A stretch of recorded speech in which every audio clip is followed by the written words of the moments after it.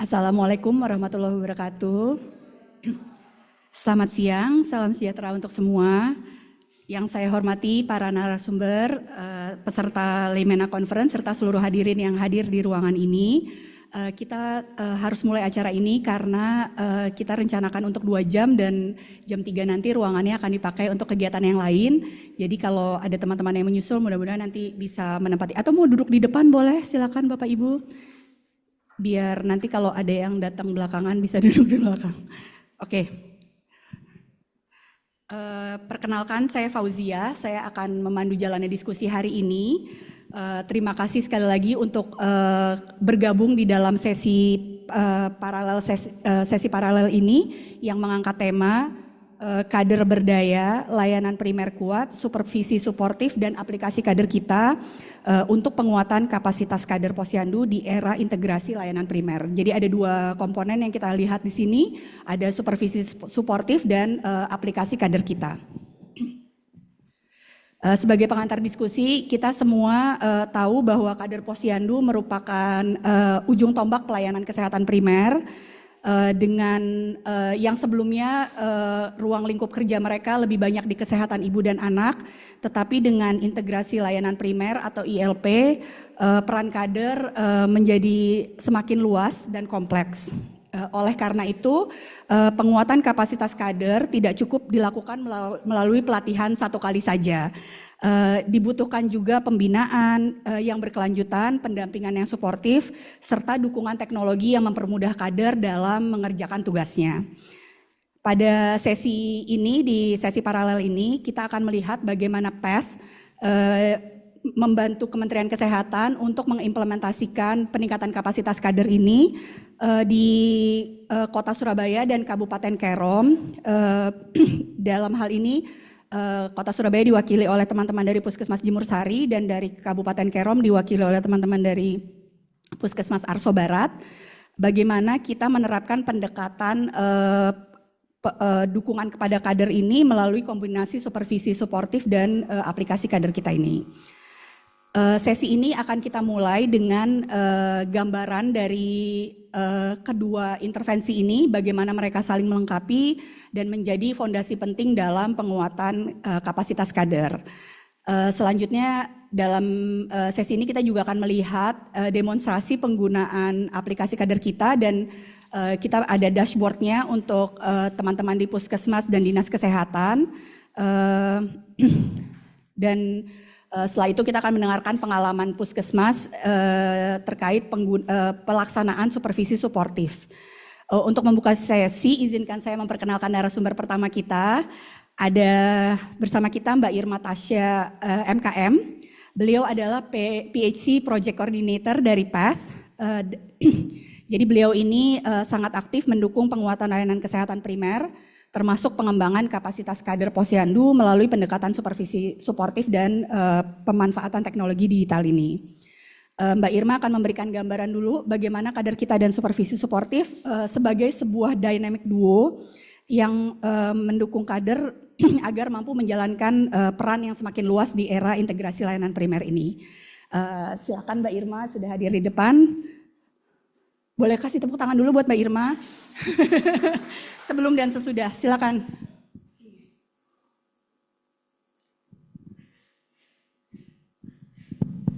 Oke, terima kasih banyak Mbak Ezi. Aduh, saya menghalangi. Izin saya berdiri. Boleh langsung di slide? Oke, jadi kenapa kita melakukan apa yang kita lakukan gitu ya. Jadi sedikit memperkenalkan PATH. PATH ini adalah salah satu mitra pembangunannya Kementerian Kesehatan. Kami adalah lembaga LSM internasional yang terdaftar di kantor pusat kami ada di Seattle, Amerika. Dan kemudian sudah mendukung dan ada di Indonesia sebenarnya sudah cukup lama tapi sempat vakum dan kemudian 3 tahun terakhir ini mulai aktif kembali dan terutama mendukung dalam transformasi layanan primer di Indonesia gitu. Boleh next slide? Jadi kenapa sebenarnya diskusinya bahkan inisiasinya adalah dari hasil diskusi bersamaan dengan proses transformasi kesehatannya Kementerian Kesehatan. Jadi ada 6 pilar mungkin yang sudah diketahui. Jadi dari 6 pilar tersebut salah satu fokus kami memang ini ya. Sebentar, saya pindah deh. Oke, kayaknya saya berdiri di sini. Jadi salah satu kenapa akhirnya kami mendukung itu adalah konteksnya masih banyak yang kader kesehatan itu tersegmentasi, terfragmentasi, kemudian juga sebenarnya dan salah satu upaya dari transformasi primer itu adalah bagaimana kader itu terintegrasi gitu. Ketika melakukan Hari Buka Posyandu itu masih terpecah-pecah berdasarkan penyakit, kemudian kadernya juga belum terlatih secara misalnya keterampilannya masih belum mumpuni gitu.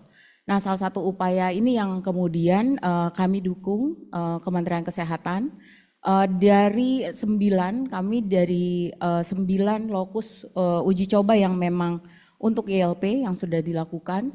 Kami mendapatkan mandat untuk di Kabupaten Kerom dan Kota Surabaya. Jadi di tahun 2023 sampai sekarang kedua lokasi tersebut nanti bisa dari rekan-rekan di Puskesmas, kemudian Ibu Kader juga bisa menceritakan pengalamannya seperti apa dan prosesnya bagaimana. Tapi kemudian juga sekarang kami mulai juga di Kabupaten Maros, Provinsi Sulawesi Selatan untuk bisa mendukung lebih lanjut terkait dengan dukungan integrasi layanan primer tersebut. Jadi memang kayaknya kalau saya bicara bahwa kader adalah ujung tombak itu udah berulang-ulang gitu. Tapi sebenarnya ketika ujung tombak tapi nggak dibekalin juga sama aja gitu, jadinya tumpul. Dan kemudian juga salah satu hal yang kita lihat dari hasil baseline, jadi prosesnya memang tidak langsung bahwa oke, kita pelatihan. Tapi kemudian pelatihan yang sudah ada sebenarnya seperti apa? Kemudian modulnya ada atau tidak? Kemudian apakah itu juga karena harapan kita adalah hal ini dukungan mengingat kami juga adalah LSM internasional gitu ya, mitra pembangunan yang mungkin tidak selalu akan ada bersama dengan Puskesmas. Jadi perubahannya itu harus perubahan yang sistemik. Jadi secara sistemnya bisa. Oleh karenanya pelatihan-pelatihan yang dilakukan pun pelatihan yang bisa nantinya dilakukan secara organik. Proses getok tular mungkin Bapak Ibu tadi melihat ada Ibu Reba sudah menginformasikan juga bahwa pelatihan yang dilakukan itu prosesnya getok tular. Dan ini sudah sangat baik gitu. Tapi kemudian sebenarnya itu tadi ketika kalau nggak diasah tumpul gitu. Dan kemudian sebenarnya apa yang perlu dilakukan? Hal-hal seperti ini yang kemudian sebelum kami mulai juga itu sudah kami petakan. Dengan melibatkan sebenarnya ada proses human centered design yang kita lakukan untuk melihat sebenarnya untuk mapping situasi, ada baseline, ada human centered design. Jadi perubahan-perubahan itu yang sudah ada dulu seperti apa? Karena orangnya dulu. Kami percaya bahwa ada perubahan-perubahan apapun yang sudah ada seperti apa, tatanannya bagaimana, proses yang sudah berjalan seperti apa, baru kita melakukan perubahan. Next slide. Jadi ini yang saya infokan bahwa ketika itu kita lihat konteksnya. Beberapa data yang kita lihat bahwa misalnya Koerom yang seperti apa, kemudian disebut beruntung, tapi disebut tantangan ada juga. Tidak berarti kalau boleh jujur, mohon maaf. Jadi kalau boleh jujur tidak berarti bahwa ketika Surabaya ini dia perkotaan kemudian jadinya mudah untuk memulai gitu. Tapi kemudian kita juga kayak ngupas bawang, ada tantangan-tantangan tertentu yang sebenarnya dihadapi oleh para kader. Kader Surabaya ini sebenarnya sudah mendapatkan insentif yang cukup besar juga, tapi tidak berarti bahwa itu juga mudah bagi kader gitu. Mendapatkan insentif tapi kemudian juga beban mereka juga cukup besar. Nakesnya juga beban reporting dan recordingnya juga cukup banyak gitu. Kemudian berbeda lagi konteksnya dengan Kerom. Kerom itu lokasinya misalnya kalau Surabaya perkotaan, jumlah populasinya banyak, bisa dilihat kalau misalnya ini di Jawa Timur misalnya 41 juta, tapi kemudian Surabaya itu lebih dari 3 juta penduduk, ini di bagian bawah. Dan kemudian Kerom puskesmasnya 13, Surabaya 63 puskesmas. Di kedua lokasi sebenarnya kami hanya bekerja di 3 puskesmas yang harapannya adalah itu juga bisa merepresentasikan situasi yang ada. Kemudian dengan jumlah penduduk yang bahkan misalnya untuk Kerom, kami bekerja di 3 puskesmas tapi itu pun sudah mencakup hampir 70% dari jumlah penduduk di Kerom. Terbayang Bapak Ibu dari 13 puskesmas, 3 puskesmas saja sudah 70%. Jadi beberapa lokasi itu memang daerah yang cukup sulit gitu, cukup sulit untuk dijangkau. Bahkan misalnya untuk transport tidak hanya kita terkait yang untuk Papua memang ada beberapa isu keamanan juga, tapi akses transportasi, kemudian lokasi geografis itu juga cukup menantang. Jadi ada tantangan yang cukup berbeda di antara kedua ini. Kami berpikir bahwa sebenarnya memang kenapa di kedua lokasi ini juga karena untuk melihat bagaimana sih pembelajaran yang bisa dilihat gitu. Dengan 2 setting lokasi yang memang cukup berbeda. Jadi dengan setting Kerom yang memang lokasinya ini, Kerom ini berbatasan dengan Papua Nugini. Kemudian ya Surabaya ibu kota Provinsi Jawa Timur dan ini kota kedua ya, kota kedua terbesar di Indonesia gitu. Next slide please. Ini yang tadi saya sampaikan, jadi memang ada beberapa di konteks dan untuk lokasi sebentar. Saya kadang-kadang suka lupa juga. Oke, jadi ini beberapa, enggak akan feedback kan? Oke. Jadi Bapak Ibu bisa dilihat bahwa memang dengan hal seperti ini juga ada beberapa yang kami temukan gitu ya. Jadi dengan ini salah satu proses selain dari proses baseline dan juga human centered design yang kami lakukan jadi itu pun kami lakukan hampir 1 tahun untuk proses tersebut gitu ya. Karena kami sebelum memulai pengen memetakan dulu sebenarnya seperti apa dan apa yang kami lakukan nantinya bisa tepat. Jadi ada proses integrasi gitu. Jadi kalau di Kerom itu masih ada beberapa lokasi atau puskesmas yang sebenarnya kadernya pun masih terpecah-pecah gitu. Kemudian di Surabaya integrasinya memang telah diluncurkan nih. Tapi memang untuk kunjungan rumah masih ada belum terintegrasi atau misalnya ketika kunjungan rumah pun masih berdasarkan misalnya yang sudah berjalan saat itu. Jadi pada saat itu kunjungan rumah hanya dilakukan untuk ketika jentik gitu. Seperti itu. Jadi pada saat itu sebenarnya kunjungan rumahnya dilakukan secara parsial. Jadi misalnya melakukan tindak lanjut dari kalau misalnya ada anggota masyarakat yang tidak datang ke posyandu baru dilakukan kunjungan rumah. Jadi bukan hal yang dilakukan secara rutin. Kemudian kehadiran posyandu sebenarnya kalau di Surabaya sudah cukup tinggi gitu karena mudah untuk menjangkau dan kemudian juga pemetaan penduduknya juga sudah cukup baik gitu. Berbeda misalnya dengan Kerom yang ada beberapa lokasi yang memang cukup terpencil, tidak ada transportasi umum, kemudian juga jarak yang cukup jauh dari misalnya warga mau datang ke posyandu apalagi ke puskesmas yang memang sudah cukup jauh. Kemudian untuk terkait dukungan ini juga di Kerom terbatas, kemudian kalau di Surabaya ini cukup luas, jadi lintas stakeholdernya sudah cukup baik gitu. Kemudian alat pencatatan datanya, di Kerom ini masih berbasis kertas ya, jadi semuanya pelaporan pun masih paper based. Ini konteks pada saat kami melakukan baseline dan human centered design. Dan kemudian ketika pelaporan digital, ketika kalau di Surabaya ini sudah digitalized gitu ya. Tapi belum ada yang fitur untuk pengambilan keputusan. Jadi semuanya masih hanya pelaporan saja gitu. Jadi untuk ketika di akhir ada situasi tertentu itu ada delay yang cukup lama karena laporan masuk dulu, kemudian baru dianalisis, baru kemudian ada aksi gitu.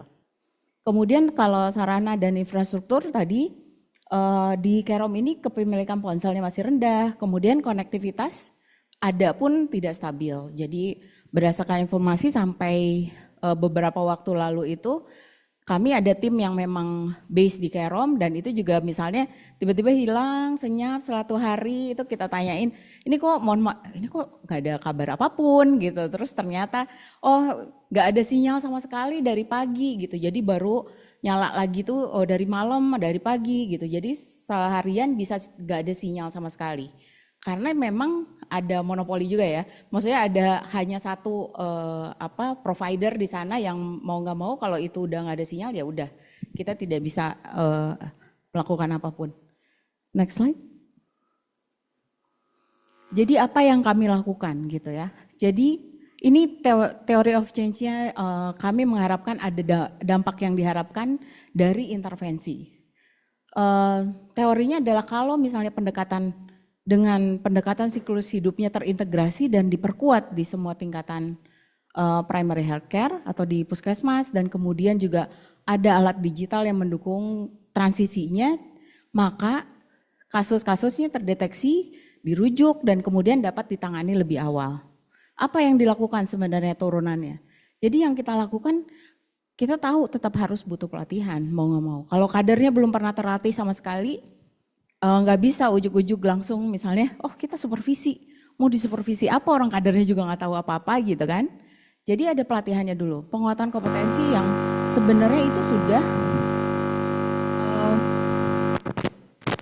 dan itu sudah modulnya sudah cukup lengkap. Kami selalu merujuknya ke bahan bacaan kader yang sudah dipunyai oleh tim Promkes, tim Kerposyandu. Acuan kami selalu itu, bahkan misalnya form kartu bantu, kemudian kunjungan rumah, formnya pun lihat dari situ. Media-media yang ada pun lewat situ. Jadi itu kemudian ada supervisi, kemudian juga ada continuous quality improvement. Lalu kemudian ada pemberdayaan ketika alat digital hanya digital. Apakah mau dari hasil human centered design yang kita lakukan, apakah hanya mencatat? Kader hanya mencatat itu sudah ada. Tapi sebenarnya apa yang dibutuhkan oleh kader? Jadi yang kita lihat adalah sebenarnya yang dibutuhkan ketika datang ke rumah atau posyandu terus mau ngapain? Kadernya diminta apa? Kemudian ketika ditanya kadernya harus menjawab apa? Jadi harus ada fitur yang bisa memberdayakan kader dan juga ada pengambilan keputusan yang itu tetap sejalan dengan apa yang mandat yang diberikan oleh Kementerian Kesehatan. Harapannya adalah dengan seperti ini ada berdampak kepada masyarakat. Next slide please. Jadi ini beberapa yang sudah dilakukan. Dari paket pelatihannya juga itu ada identifikasi misalnya. Kader yang terfragmentasi dan kurang terlatih. Jadi sudah ada tuh Kementerian Kesehatan sudah mempunyai kurikulum pelatihan yang cukup komprehensif dengan 25 keterampilan dasar. Nah kemudian dari situ kami lihat perlu ada identifikasi prioritas pembelajarannya. Sebenarnya seperti apa? Jadi dari hasil human centered design kami, itu tuh ada bahwa kadernya kan sebenarnya mereka jadi kader tuh sudah cukup lama. Jadi sedikitlah yang masih baru 1 tahun, 2 tahun. Ada kebanyakan itu di atas 5 tahun. Otomatis sebenarnya pengalaman mereka sudah cukup banyak terkait masyarakat. Masalah di masyarakat tahu. Tapi kemudian yang tidak tahu adalah sebenarnya itu secara misalnya secara ilmunya, secara keterampilannya itu perlu diinfokan gitu. Jadi pengemasannya, penyampaiannya seperti itu yang perlu kita latih. Jadi yang kami lakukan sebenarnya intervensinya adalah interaktif dengan pembelajaran orang dewasa. Kami tahu bahwa kalau misalnya pelajaran-pelajaran seperti atau pelatihan seperti biasa misalnya klasikal dan lain-lain, itu begitu keluar ruangan ya nggak usah jauh-jauh. Saya aja misalnya ketika udah itu keluar ruangan terus lupa, itu perlu melihat lagi. Yang kami lakukan adalah pendekatannya kami melakukan pembelajaran orang dewasa yang jadi bentuk-bentuk pelatihannya itu berdasarkan kasus-kasus yang bisa ditemuin di keluarga masing-masing atau misalnya di keluarga yang ada di masyarakat. Jadi misalnya pendekatannya pakai keluarga dipecah dan kemudian ada role play, kemudian ada misalnya word cafe yang mereka harus mempresentasikan. Harapannya adalah dengan seperti itu retensi pengetahuannya juga bisa lebih lama gitu. Jadi pembelajarannya pun berbasis konteks. Next slide please. Jadi bentuk pelatihannya ada beberapa hari yang kita lakukan, kemudian juga tadi itu ketika misalnya sudah kita punya istilahnya champion-champion gitu, kader-kader yang memang mereka sudah cukup baik. Jadi kita coba melatih dan kemudian proses getok tular yang dilakukan secara organik. Jadi misalnya kadang mungkin kita untuk mengatasi kita mencoba juga nih, Kalau misalnya kadernya dia proses getuk tular, apakah retensi pengetahuannya juga sudah cukup baik? Yang kami lihat adalah ketika dilakukan oleh sesama kader, informasi yang diberikan ini juga jadinya lebih mengena. Karena bahasanya jadi bukan bahasa jargon medis atau bahasa yang sangat tinggi gitu. Tapi bahasa sehari-hari yang disampaikan oleh kader itu. Jadi retensi pengetahuan, informasi yang disampaikan terkait keterampilannya juga bisa lebih baik gitu. Jadi bahasa yang akrab gitu ya. Nah, jadi apa yang berhasil? Kader merasa lebih percaya diri. Satu, dengan melatih kader dan kemudian kader yang melatih rekan-rekannya, mereka mempunyai kepercayaan diri yang lebih dibandingkan sebelumnya. Jadi mereka tahu bahwa mereka bisa menyampaikan informasi yang benar dan tepat kepada masyarakat. Sehingga ketika melakukan kunjungan rumah atau memberikan edukasi ketika kunjungan posyandu pun mereka tahu informasi apa, karena mereka sudah diajarkan ini yang baik, ini batasannya kader. Jadi sehingga ketika memberikan informasi ini pun mereka tidak, istilahnya jadi tahu batasannya. Sebagai kader ini sampai sejauh mana sih? Mereka juga jadinya tidak merasa bahwa mereka adalah tenaga medis. Karena tahu bahwa itu adalah di luar wewenangnya mereka.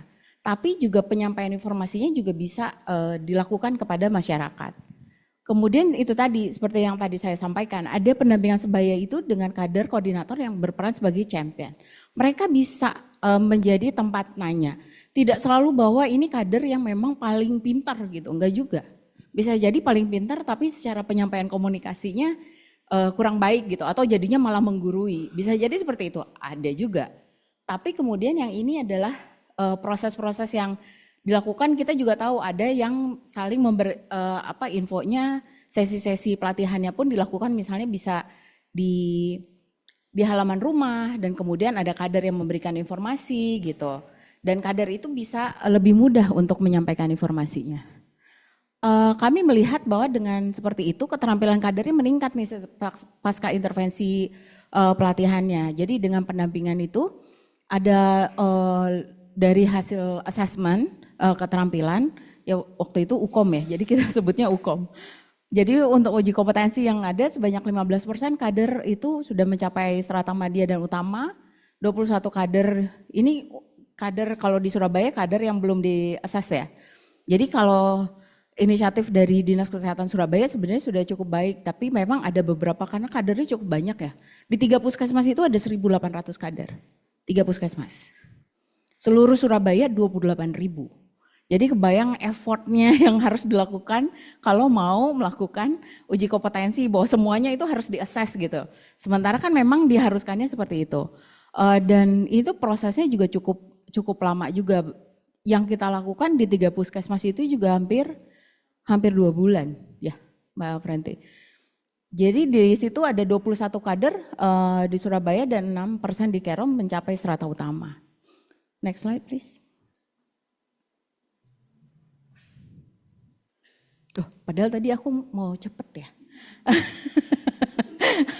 Jadi jadi kami melihat bahwa pelatihan itu memang memberikan fondasi. Tadi seperti saya bilang, kalau mau diasah, ya kan istilahnya pelatihan itu kayak ngasih senjatanya.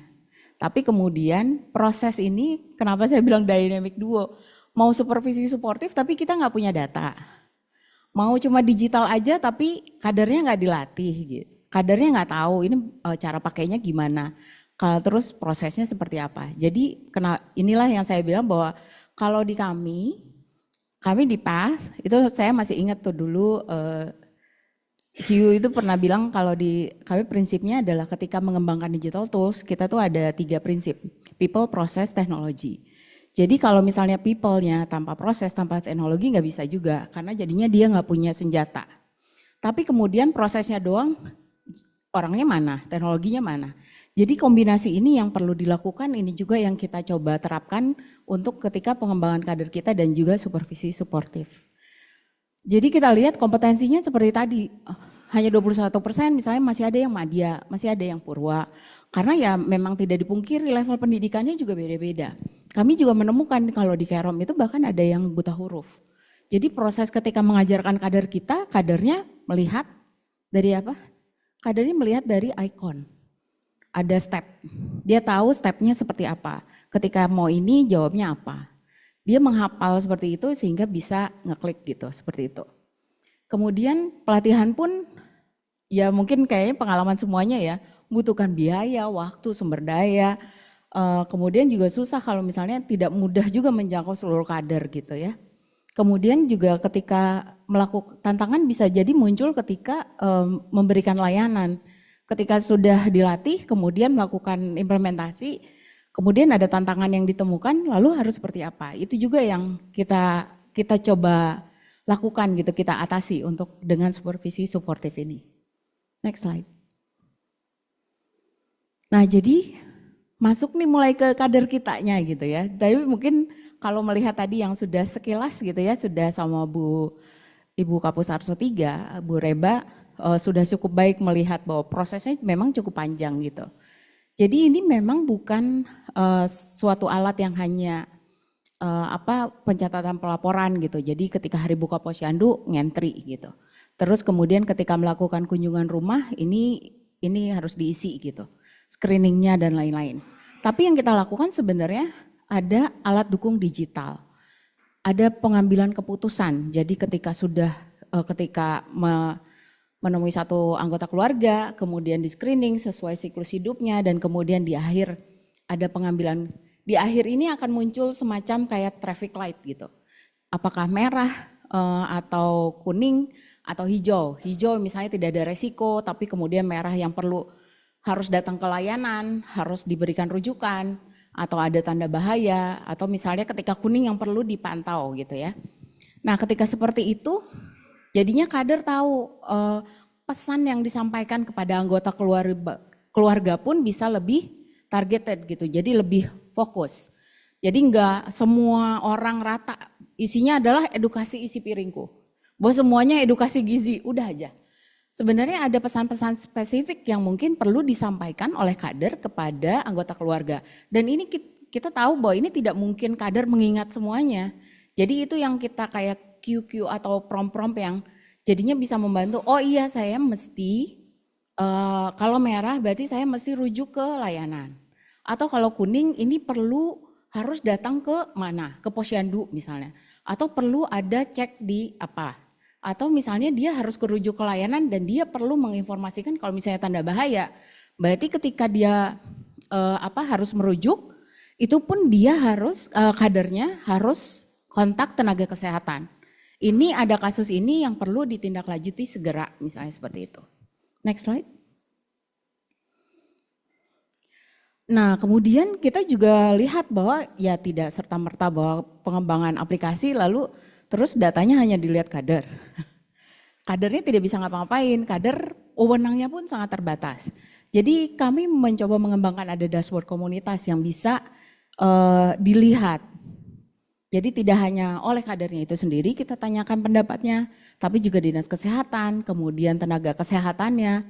Sebenarnya kebutuhan datanya bagaimana, visualisasinya seperti apa gitu. Ini yang kemudian ini juga prosesnya tidak langsung jadi. Prosesnya selalu yang kita lakukan iteratif. Jadi ya terus terang sampai saat ini juga proses itu masih terus berjalan. Kadernya masih terus melakukan ketika menginput ada aja yang misalnya lapor dan itu kemudian bisa dilaporkan dan kemudian kita bisa memperbaiki. Next slide. Ini beberapa tantangan dan kemudian kenapa supervisi suportif juga? Karena kita melihat bahwa dari sisi-sisi itu tetap ada butuh penguatan-penguatan kecil gitu ya. Jadi misalnya Hari Buka Posyandu dan kemudian juga ketika kunjungan rumah pasti ada kader yang merasa bahwa dia perlu penguatan yang lebih lanjut gitu. Dan kemudian kita lihat bahwa kalau misalnya pelatihan bisa jadi effortnya nanti harus bikin pelatihan, ada fasilitator, ada narasumber.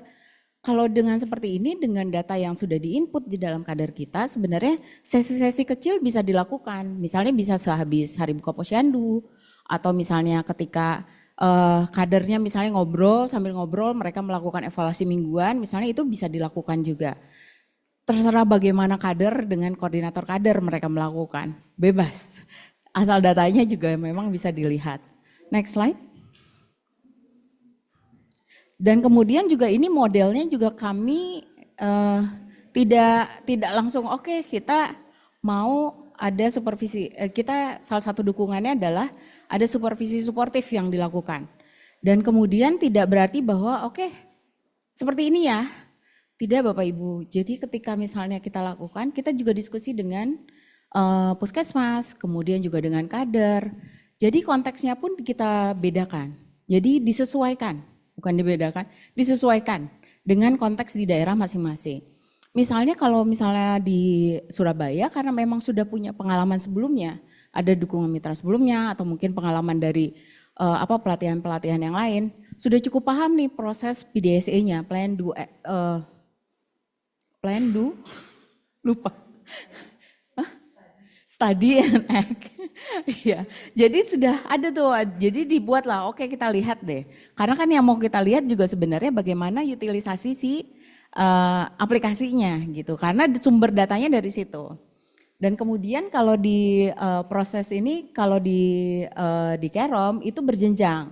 Jadi misalnya selama kegiatan Posyandu, jadi lihat dari CMS dashboard, apakah mereka sudah aktif di Posyandu, kemudian juga ketika kunjungan rumah sudah menginput apa tidak, bagaimana proses tindak lanjutnya, itu bisa dilihatnya dari dashboard tersebut.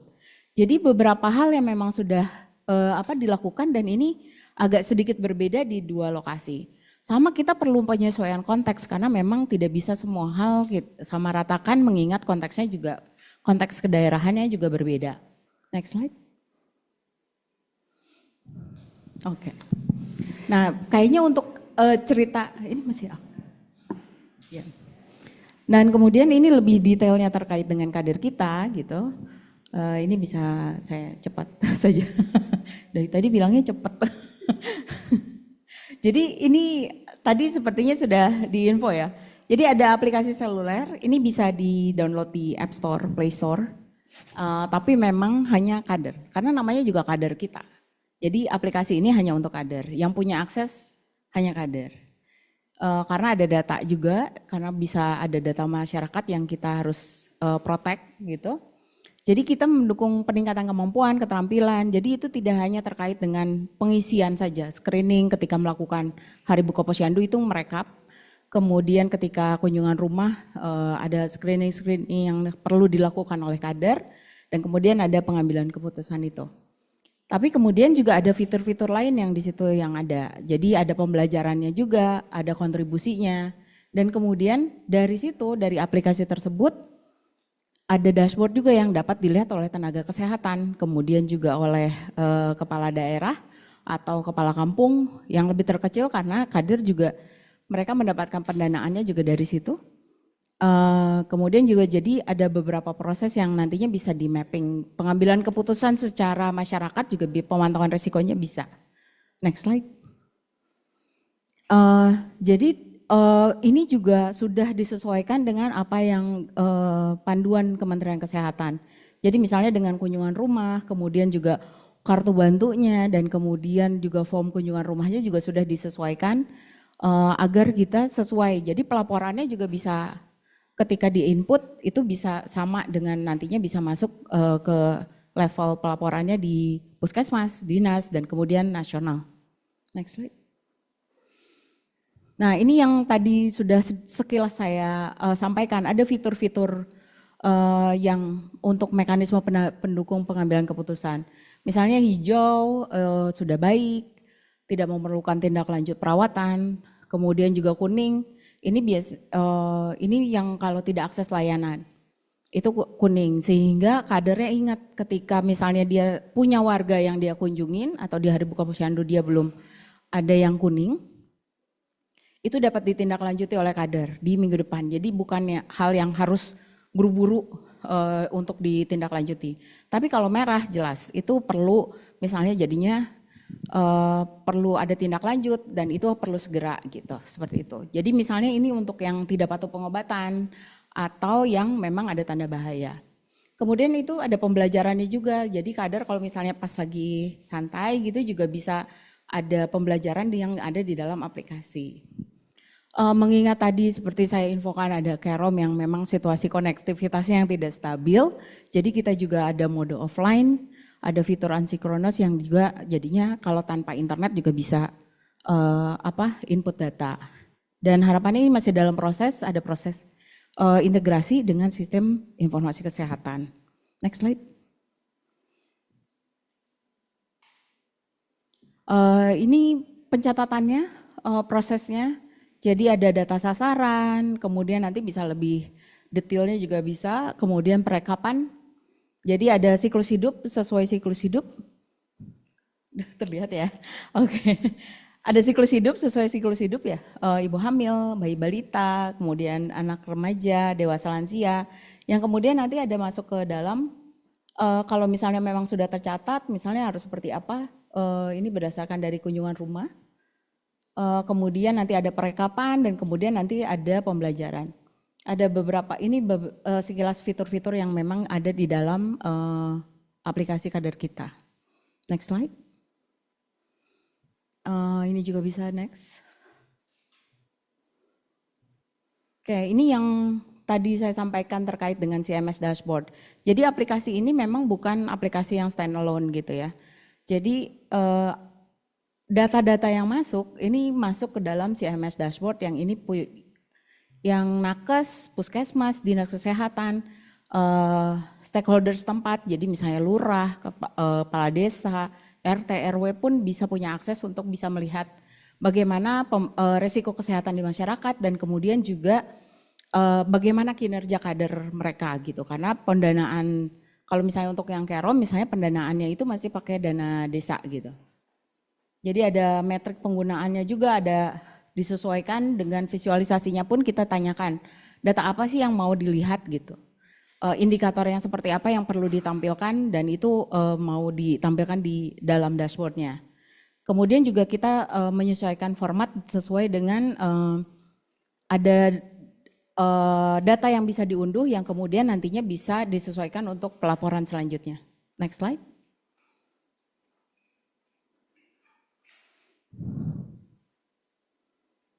Oke. Saya serahkan ke Bu Titin. Jadi kita punya, oh iya. Terima kasih Mbak Irma atas paparan. Sebenarnya waktunya sudah habis dari tadi, cuma karena ini penting untuk setting the stage, untuk mengerti apa yang dilakukan, jadi saya tidak berani potong. Selamat datang juga untuk peserta yang baru bergabung. Jadi memang yang tadi disampaikan Mbak Irma terkait peningkatan kapasitas kader yang digunakan dan diimplementasikan oleh PATH, tadi ada dua hal. Yang pertama adalah kader kita. Ini sebuah aplikasi dan kemudian untuk yang bisa dipantau oleh nakes, dinas kesehatan maupun petinggi-petinggi di wilayah itu adalah content management systemnya atau kita bilang CMS dashboard. Nah di depan kita saat ini sudah ada Ibu Titin, kalau tadi Mbak Irma sebut-sebut sebagai ujung tombak pelayanan kesehatan primer, beliau ini adalah salah satunya. Bu Titin adalah ibu rumah tangga dengan 3 orang putri yang sudah menjadi kader Posyandu sejak 2019. Pasti agak malu-malu ya Bu diperkenalkan. Jadi beliau saat ini aktif di Posyandu Teratai 5, Kelurahan Jemur Wonosari, wilayah kerja Puskesmas Jemur Sari di Kota Surabaya. Jadi ada 11 kader lainnya di Posyandu ini dan mereka melakukan pelayanan kepada masyarakat melalui kegiatan Posyandu maupun kunjungan rumah. Jadi Bu Titin akan mendemonstrasikan ke kita bagaimana kader kita ini digunakan. Tadi sudah disampaikan oleh Mbak Irma bahwa kader kita ini pemanfaatannya oleh kader saja. Jadi makanya kita hadirkan kadernya yang langsung menggunakan aplikasi ini. Silakan Bu Titin. Assalamualaikum warahmatullahi wabarakatuh. Perkenalkan, nama saya Titin Yunita. Saya dari kader Posyandu Teratai 5, Jemur Wonosari, Surabaya.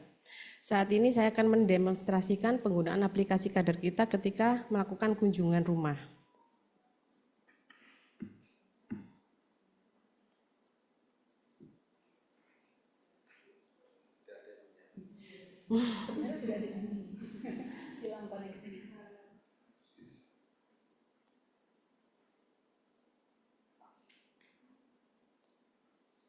Pertama-tama kita login dulu ke dalam aplikasi kader kita.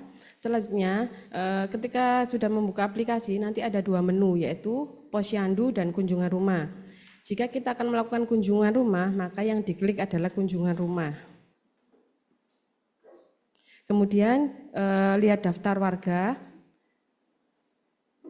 Lihat daftar warga ini bisa berdasarkan nama atau NIK, tapi lebih spesifiknya kita itu menggunakan NIK karena satu penduduk, satu orang itu pasti kan NIK-nya berbeda-beda, jadi nanti nggak akan keliru.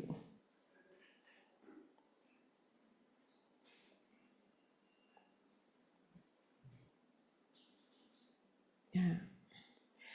Setelah menemukan nama yang kita cari, di dalam ini ketika kunjungan rumah ada 3 survei yang akan kita lakukan, yaitu pertama kita bisa melakukan survei individu atau kesehatannya orang tersebut. Yang kedua kita bisa melakukan survei rumah dan survei keluarga. Survei rumah ini ada beberapa macam ikonnya, yaitu ada survei sampah. Dijelaskan satu-satu semuanya. Oh, ada sampah, ada jentik, damkar, dan juga PHBS. Kalau di dalam survei keluarga, itu ada keluarga sejahtera sama survei toga.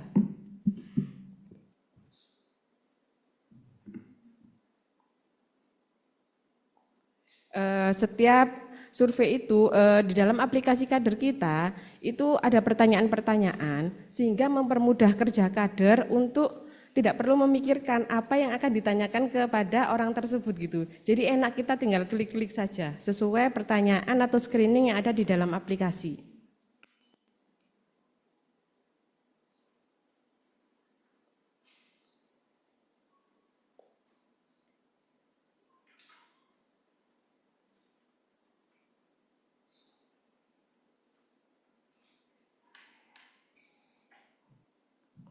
Nanti di dalam ketika terakhir itu nanti ada kesimpulan hal-hal apa yang perlu dilakukan evaluasi dalam survei tersebut. Kuning itu menunjukkan harus ada yang perlu diperbaiki gitu. Dalam ada warningnya, jadi harus diperbaiki untuk ke depannya atau kunjungan rumah berikutnya. Boleh ke survei kesehatan individu. Nah, ini ada survei kesehatan, ini adalah per individu, nanti ada surveinya sendiri-sendiri. Ambil kesehatan individu. Sebelum kita melakukan survei, nanti di dalam sistem itu akan terekod hasil survei bulan kemarin. Jadi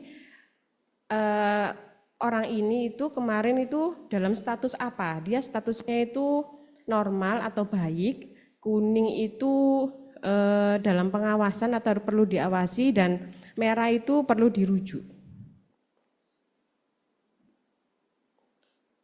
Nah, ini ya ada kunjungan fasilitas kesehatan itu ada rekod dari bulan kemarin, orang itu statusnya apa, masuk ke dalam status warna apa. Di sini ini adalah hasil dari jadi ketika kunjungan rumah, untuk orang yang tidak akses itu akan terlewati, tidak ada pengisian seperti ini, tapi bisa jika dia itu kayak di perusahaan-perusahaan besar itu kan ada pengecekan setiap berapa bulan sekali, itu nanti kita tanyakan dan itu ada data yang masuk. Jadi ada berat badannya, terus ada screening yang sudah dilakukan seperti itu.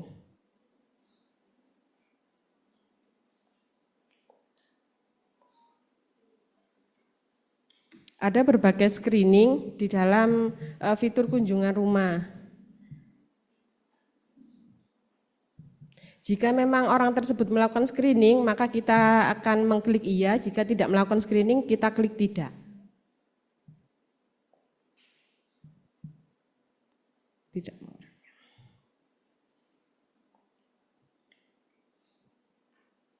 Iya, ada tentang konsumsi obat dan suplementasi obat. Iya. Tidak. Diabetes tidak. Kesehatan untuk screening kesehatan jiwa belum pernah dilakukan di PKM Jemur Sari.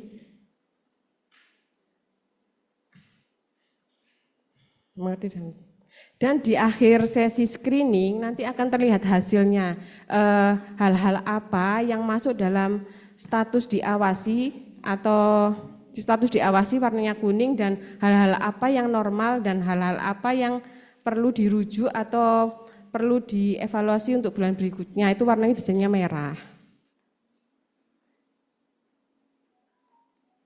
Jadi ada warna-warna ini akan mempermudah kerja ibu-ibu kader, gitu.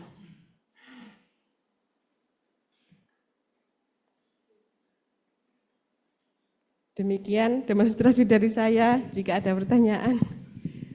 Terima kasih banyak Ibu Titin untuk presentasinya. Jadi kalau tadi kita dengar dari sisi kadernya, apa yang mereka lakukan ketika di posyandu maupun kunjungan rumah, bagaimana mereka menggunakan aplikasinya, memang tidak semua bisa ditampilkan. Sebenarnya tadi disebutkan fungsi aplikasi banyak sekali, termasuk fungsi pembelajaran juga ada. Jadi banyak pengingat-pengingat untuk kader. Tapi terima kasih Bu Titin, karena nanti kalau mau tahu lebih banyak bisa menghubungi tim dari PATH untuk setelah sesi ini. Selanjutnya kita akan mendengar terkait bagaimana data-data yang dikumpulkan oleh kader ini kemudian dimanfaatkan oleh Nakes jadi bagaimana mereka memantau kegiatan yang dilakukan oleh kader ini dengan dashboard yang kita sebut sebagai CMS dashboard. Jadi CMS adalah Content Management System. Untuk ini saya akan meminta tolong kepada Ibu Frenti Ayu Maharani, AMD Kep. Beliau adalah perawat dan supervisor kader dari Pustu Jemur Wonosari yang merupakan wilayah kerja dari Puskesmas Jemur Sari juga dari Kota Surabaya. Saya persilakan kepada Ibu Frenti, terima kasih. Terima kasih Kakak. Perkenalkan, nama saya Frenti Ayu Maharani. Seperti yang disebutkan tadi, saya adalah perawat di Pustu. Kebetulan di Wonosari itu pustunya cuma satu, di Pustu Jemur Wonosari. Di situ ada saya sebagai perawat pustu dan juga ada bidan pustu juga. Di sini saya akan menjelaskan tentang penggunaan data CMS dashboard di Kota Surabaya. Next. Dulu awal sekali waktu pengenalan ILP, saya itu waktu itu ikut pelatihan di Surabaya. Di situ kan salah satunya adalah ada kunjungan rumah yang menjadi strategi pendekatan layanan secara promotif preventif kepada masyarakat. Saat itu kan sebelum ILP ini kan sudah sebenarnya dilakukan kunjungan rumah. Tapi ya itu seperti jentik gitu aja ya, dan tidak terlaporkan, terlaporkan tapi tidak dicatat ya, tidak tercatat secara detail seperti apa. Terus juga kunjungan rumah kalau misalnya ada kasus seperti ada Mbak ini pasien sakit ya, seperti itu aja, kunjungan yang tidak rutin. Nah itu saat itu setelah pelatihan saya sempat komunikasi sama kapus saya, Pak ini gimana ini untuk pelaporan, untuk evaluasi, monitoring evaluasi pelaporan kunjungan rumah kader ini, biar kita bisa lihat nih, bisa evaluasi ibu kader kinerjanya seperti apa, terus mungkin ada yang perlu ditindaklanjuti seperti itu. Kita bingung kan karena kita masih belum ada angan-angan apa tuh, diapain tuh ya. Dari situ kita pakai akhirnya manual. Jadi ibu kader itu harus mengumpulkan, mencatat. Jadi untuk kunjungan rumah dicatat secara manual, dikumpulkan di Pustu waktu itu. Jadi per posyandu Bu Kader itu mengumpulkan form kunjungan rumah, dilaporkan ke kami per posyandu. Akhirnya dari yang manual itu formnya kan banyak ya sebenarnya yang di screening itu banyak sekali. Kalau pakai yang form dari Kemenkes itu kan berlembar-lembar ya, tiap siklus hidup itu ada sendiri-sendiri, itu kan pasti Bu Kadernya bingung. Jadi kita simpelkan. Akhirnya dari pelaporan ini berbasis kertas ini akhirnya untuk merekapnya kita kan manual. Merekap manual itu kita butuh waktu juga, butuh waktu yang lama ya, di satu-satu dipitati gitu dengan berapa kader, satu kader berapa kunjungan rumah, itu akhirnya banyak banget. Terus resiko untuk pencatatannya juga karena kan formnya kecil-kecil juga ya, untuk Bu Kader kadang untuk yang sudah usia gitu, akhirnya Mbak ini aduh keliru aku Mbak gitu kan ya. Terus untuk mengidentifikasi perlu tindak lanjutnya juga akan sulit. gitu. Akhirnya kita diperkenalkan oleh PET untuk kader kita itu dan kita bisa menariknya di CMS dashboard ini. Setelah menggunakan CMS ini ya alhamdulillahnya akhirnya kunjungan rumahnya kan tersedia secara real time ya. Jadi mereka melakukan kunjungan rumah langsung dimasukkan, kita bisa menarik datanya di situ. Nah, selanjutnya itu informasi kesehatan warga tersaji lebih lengkap berdasarkan siklus hidup. Di situ kan tadi sudah dicontohkan kan siklus hidupnya. Jadi kalau misalnya tadi yang dikunjungi misalnya lansia, berarti untuk screeningnya itu apa aja itu otomatis sudah. Misalnya ibu hamil juga screeningnya apa aja sudah otomatis. Jadi ibu kader juga nggak perlu bolak-balik form, bingung kan apa yang harus ditanyakan itu. Dari sisi kadernya enak, dari kami juga sudah enak. Kita bisa langsung milih. Aku butuh data lansia misalnya, aku butuh data apa kita bisa milih dan download. Selanjutnya untuk monitoring kinerja kader menjadi lebih cepat dan mudah. Jadi memang di situ selain saya bisa menarik data yang dikunjungi oleh Bu Kader, saya juga bisa menarik data kader siapa aja yang ngentri. Jadi saya bisa lihat tuh kinerja kader di situ. Ibu siapa yang ngentri itu saya bisa lihat di situ. Jadi bisa juga kita buat sebagai monitoring kinerja Ibu Kader. Selanjutnya mempermudah identifikasi warga yang memerlukan tindak lanjut. Jadi warga-warga yang tadi ada hijau, kuning, merah, lah itu bisa kita tarik datanya dan kita tahu siapa aja yang membutuhkan tindak lanjut itu. Next. Ini menu-menu tampilan dashboard CMS itu sendiri ya. Ini kan pakai akun saya. Jadi di situ itu ada beberapa, ada capaian posyandu, ada capaian juga untuk kunjungan rumah. Di sini posyandu atau posga karena di Surabaya sendiri posyandu sejak awal kami membuka posyandu untuk siklus hidup itu kita perkenalkan sebagai posyandu keluarga biar lebih gampang. Lalu untuk kunjungan rumah juga ada. Terus juga nanti kita juga bisa mengunduh data kunjungan rumah seperti yang tadi saya bilang kan misalnya aku bulan ini mau lihat kunjungan rumah usia sekolah atau mau lihat kunjungan rumah ibu hamil kita bisa milih atau mau bisa saya download juga terserah kita bisa milih. Jadi lebih gampang nggak harus mitatin satu-satu. Nanti juga ada tampilan detail kunjungan rumah jadi langsung dipresentasikan di situ kita bisa lihat ibu hamilnya berapa persen, terus tidak patuh atau tidak akses itu semuanya ada di situ. Jadi kalau kita mau lihat masalah per wilayah itu bisa. Nanti bisa juga yang seperti saya bilang kita download ya. Lah kita download data kunjungan rumah per warga ini nanti akan banyak sekali seperti ini. Terus di sana itu juga nanti kalau diteruskan itu ada hasil screeningnya juga. Terus juga ada nanti hasil ini dirujuk atau enggak itulah itu kita bisa lihat dari situ. Next, tantangannya setelah kita pakai aplikasi kader kita dan CMS sudah pasti kalau misalnya kayak tadi yang disebutkan di awal di pagi hari tadi kita nakes juga kan banyak yang itu ya entry kita banyak banget kerjaannya sampai tadi sempat bilang kita lebih melayani aplikasi daripada melayani pasien lah itu. Untuk entry kalau misalnya di kita sendiri alhamdulillah ini kan kader kita yang entry ya. Jadi kalau kita mah tinggal narik aja gitu ya. Kalau kader kita itu awalnya tulis tangan, terus akhirnya kita harus mengadopsi menggunakan data digital ini. Kadang kader itu kan kita dari segala usia, segala pendidikan juga, itu akhirnya banyak yang ada yang bingung, apalagi lansia-lansia, Mbak udah nggak kelihatan saya gitu-gitu. Kita juga itu suatu tantangan buat kita. Terus juga transisi dari pencatatan manual ke digital memerlukan pendampingan yang berkelanjutan. Jadi untuk dulu awal kan posyandu pasti manual dan kita juga pelaporan sebenarnya ke dinas juga masih butuh manual jadi akhirnya double mereka. Terus beberapa indikator kesehatan memerlukan tindak lanjut jangka panjang sehingga perubahan belum terlihat secara instan. Jadi contohnya itu nanti kalau waktu ibu kader screening ada nanti kan berat badan, tinggi badan, lingkar perut gitu ya. Contoh paling ininya itu lingkar perut. Lingkar perut itu kan banyak banget ya warga-warga kita yang lingkar perutnya melebihi. Itu pasti sudah merah, sudah pasti merah. Jadi itu kan nggak bisa ya kita 1 bulan langsung hijau gitu, nggak bisa kan. Jadi itu memang butuh jangka yang lama untuk nggak instan nanti hasilnya setelah kita tindak lanjut.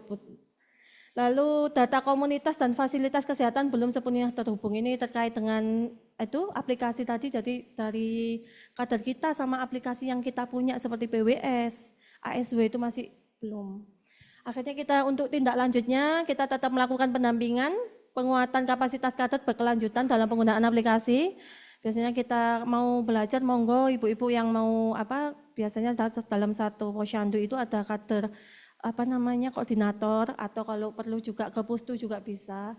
Terus monitoring rutin bersama koordinator posyandu untuk meningkatkan kualitas dan kelengkapan data. Kadang itu nggak lengkap, jadi kader itu juga kadang datanya asal aja juga ada, tapi mulai sekarang sudah dimonitoring, Bu ini datanya gimana kok kayak gini gitu. Kadang juga kan berat badan berapa, tingginya berapa, lingkar perut berapa, nggak sesuai. Terus tindak lanjut kolaboratif antara kader, tenaga kesehatan dan lintas sektor lah, seperti yang saya sebutkan tadi kan banyak sekali yang misalnya lingkar perutnya besar-besar, kan nggak mungkin itu secara cepat kita lakukan. Nah, mungkin nanti Pak Lurah atau apa bisa, olahraga bareng nih, senam bareng nih, bisa. Terus selanjutnya yang terakhir penguatan interoperabilitas sistem informasi kesehatan, ini sudah alhamdulillahnya sudah yang di Surabaya sendiri sudah bekerja sama dengan dinas untuk mulai mau membridgingkan aplikasi yang dari kami PWS sama yang di kader kita. Jadi nanti kalau misalnya kita ada pasien langsung kita tulis, nanti insya Allah akan bisa sampai ke Bukader untuk data-datanya. Lanjut.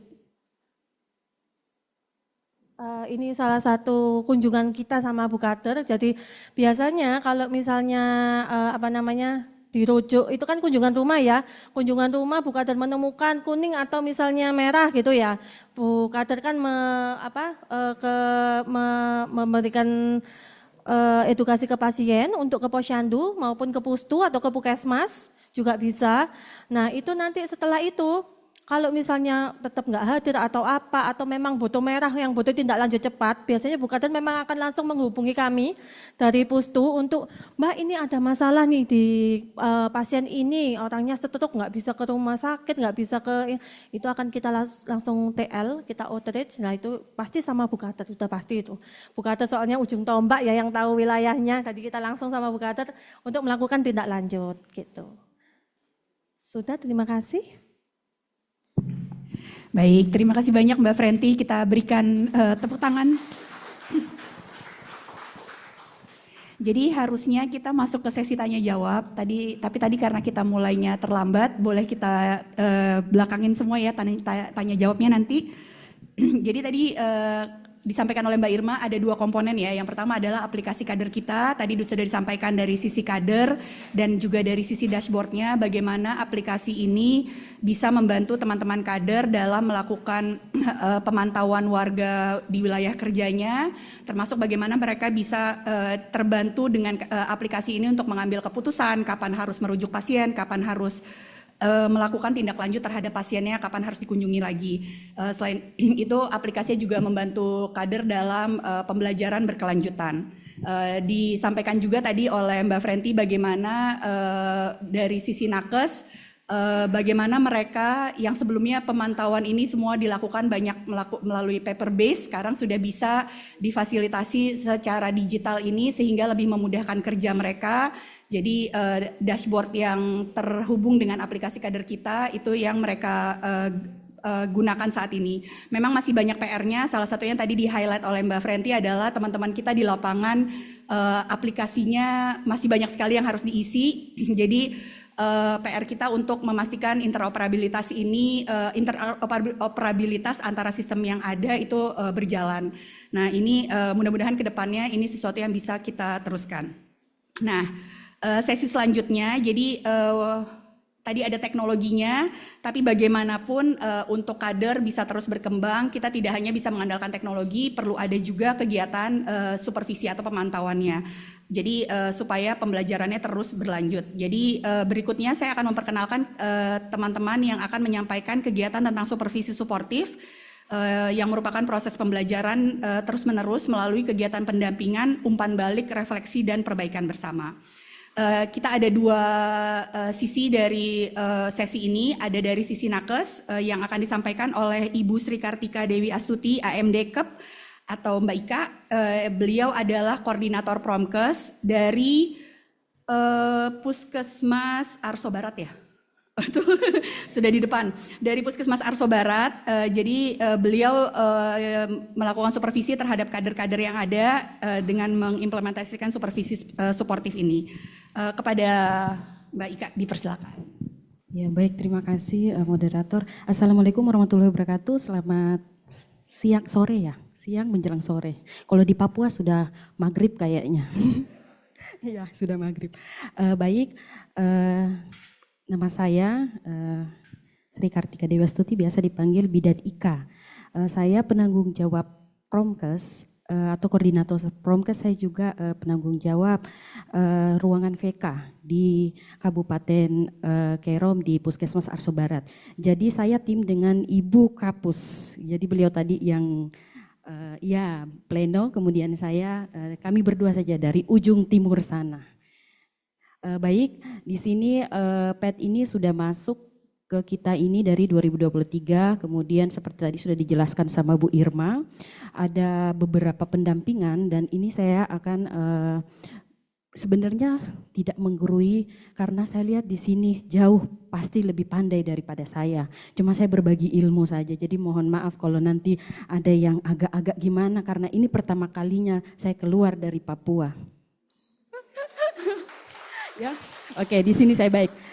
Latar belakang, kenapa sih supervisi ini harus kita kenalkan? Karena supervisi ini, apalagi di bagian Kerom ya, di Kerom itu dia memiliki wilayah kerja yang sangat luas, apalagi dengan demografi yang seperti gunungnya ya. Mungkin di Surabaya, luar lancar, tol ada.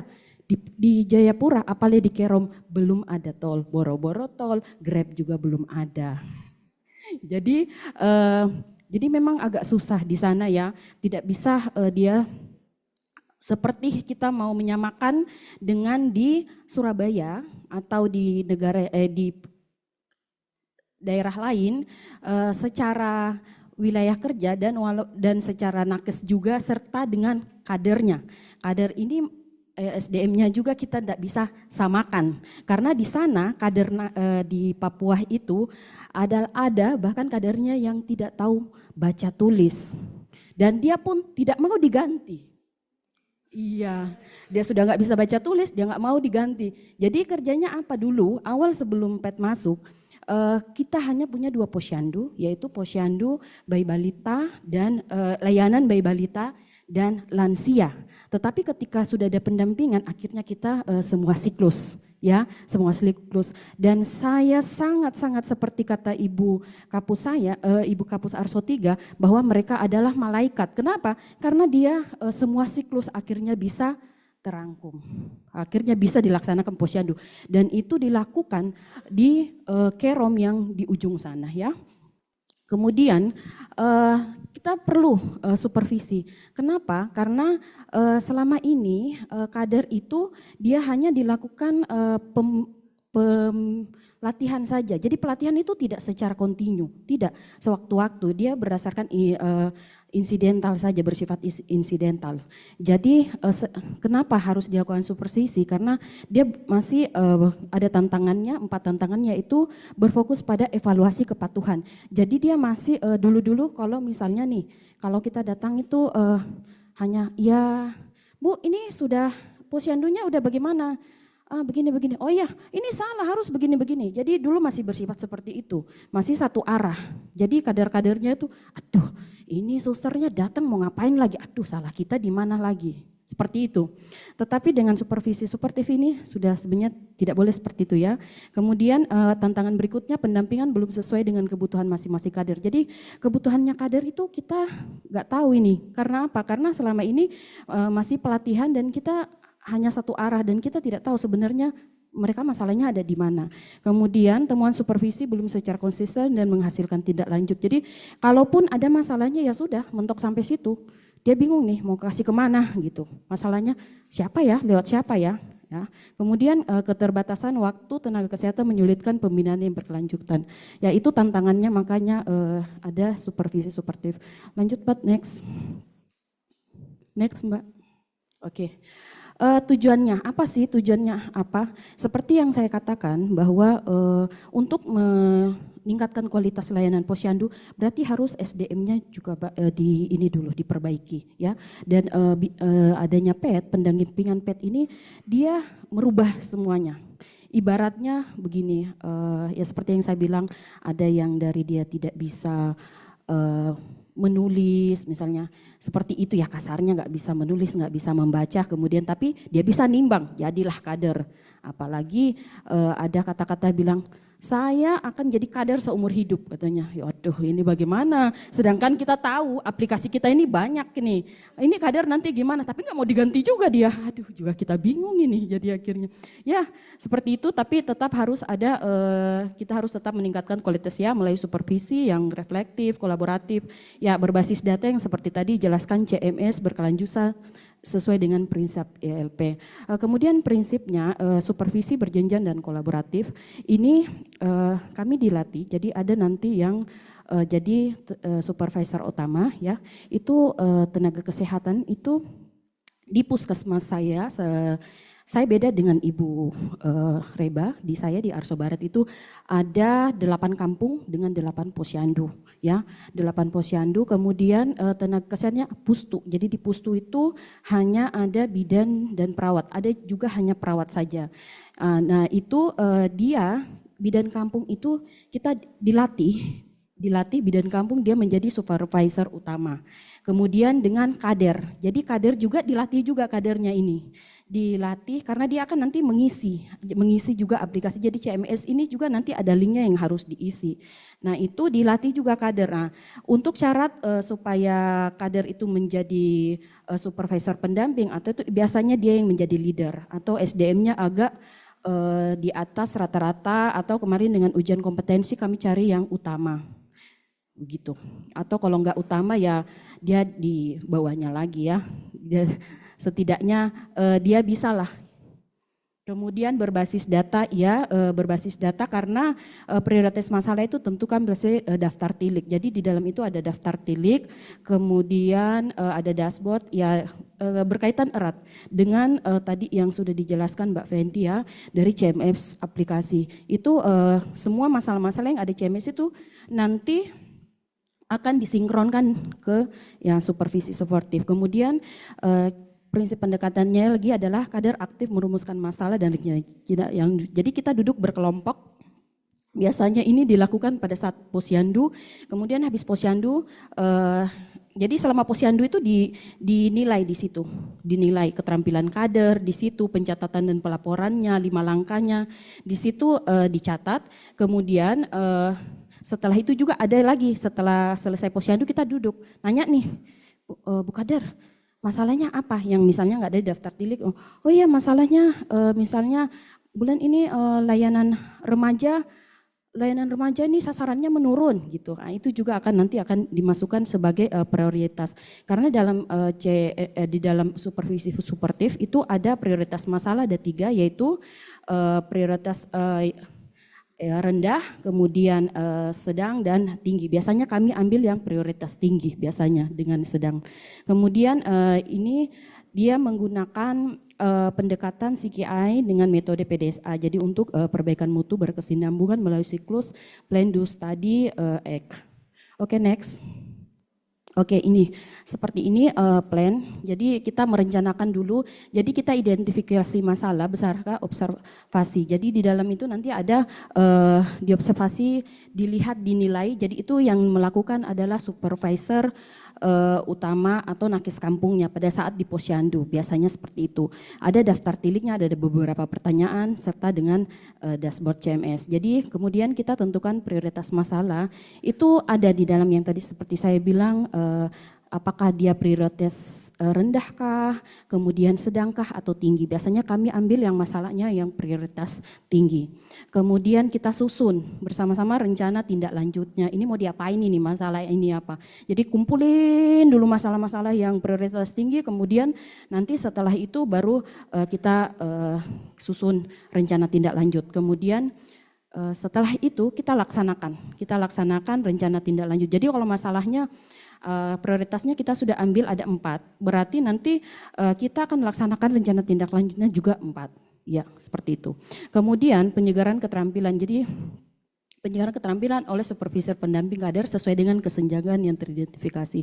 Jadi begini, sebelum PET masuk, kader kita di Puskesmas Arso Barat, mungkin bukan hanya Arso Barat, di Kerom itu di Papua masih terpisah-pisah. Jadi ada yang kader TB, kemudian ada kader lansia, ada kader bayi balita. Tetapi dengan adanya PET kita menyatukan semuanya menjadi kader kesehatan. Nah, jadi yang masuk di Arso Barat itu pendampingan bukan hanya dari PET, tetapi ada juga Perdaki itu dari malaria. Jadi khusus malaria. Nah, ada juga kader malaria, dia tidak terlibat di dalam kader posyandu. Nah, tetapi dengan adanya PET, kita menyatukan semua ILP, adanya ILP dengan didampingi oleh PET, kita nyatuin ini semua, nyatuin semuanya akhirnya menjadi kader kesehatan. Jadi para ini yang kader-kader malaria ini nanti disuruhlah gabung semua ke posyandu. Jadi bingung dia, waduh kita digabung disuruh nimbang, disuruh kan belum biasa gitu ya. Memang sebenarnya sudah didampingi, kami sudah melakukan pelatihan 25 kompetensi dasar, tetapi kan kalau tidak secara kontinu berkelanjutan kan pasti akan lupa seperti itu. Sedangkan kader posyandu ya bukan hanya itu aja, bukan hanya ngukur-ngukur apa, tapi kan dia harus tahu floating apa segala macam seperti itu. Jadi mereka mulai bergabung dengan cara apa? Kalau misalnya di situ, jadi tidak semua kader saya itu ada yang nggak bisa ngomong. Jadi kalau sedangkan di dalam daftar tilik tadi, apakah kader mampu untuk melakukan penyuluhan? Jangan begitu, baru depan gini, aduh suster, bagaimana ini suster gitu. Jadi aduh saya nggak bisa nanti penyuluhan, sedangkan kan nggak bisa, sedangkan kader itu dituntut untuk terampil. Nah makanya dari itu disatuin, jadi mereka nanti akan ada misalnya supervisor pendampingnya kadernya itu nanti akan duduk nanti melatih temannya yang bisa. Seperti itu, iya nanti dia akan melatih. Nanti kalau seandainya dia butuh pendampingan dari nakes, nanti kita juga ikut bantu seperti itu. Dan ini supervisor pendamping kader ini nanti dia yang akan melaporkan kegiatan ini sudah dilakukan atau belum, seperti itu. Kemudian kita pantau pelaksanaan dan dokumentasikan hasil supervisi. Iya, itu nanti kader pendamping supervisor pendampingnya nanti yang akan melaksanakan, nanti itu dia bekerja sama dengan supervisor utama atau nakes kampung. Kemudian kita nilai perkembangan berdasarkan instrumen supervisi. Udah sampai di mana nih kegiatan misalnya yang belum dia nggak bisa, misalnya masih ada kader yang belum bisa penyuluhan, udah sampai di mana ini? Apakah dia sudah bisa? Kalau belum nanti akan dicoba lagi seperti itu. Kemudian evaluasi bersama kan.